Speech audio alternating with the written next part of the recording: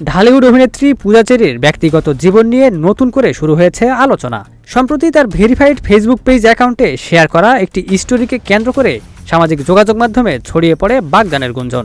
যদিও বিষয়টি নিয়ে এখন পর্যন্ত অভিনেত্রী বা তার পরিবারের পক্ষ থেকে কোনো আনুষ্ঠানিক মন্তব্য আসেনি।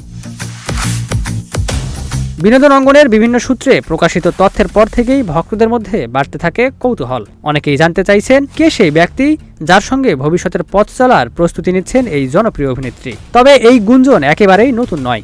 এর আগে এক সাক্ষাৎকার এবং একটি পডকাস্টে পূজা চেরি নিজেই জানিয়েছিলেন তিনি এঙ্গেজড। সে সময় তিনি বলেন পারিবারিকভাবে তার বাগদান সম্পন্ন হয়েছে এবং বিয়ের আনুষ্ঠানিকতাও পরিবারের সিদ্ধান্ত অনুযায়ী হবে।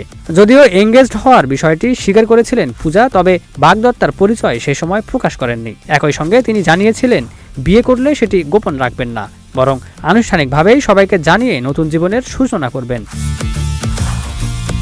অভিনয়ের পাশাপাশি ব্যক্তিগত জীবনকে সবসময় গণমাধ্যমের আলোচনার বাইরে রাখতে চেষ্টা করেন পূজা চেরি। ফলে তার সম্পর্ক বা পারিবারিক বিষয় নিয়ে প্রকাশ্যে খুব কমই কথা বলতে দেখা যায়। Desk report, news flash 7-1।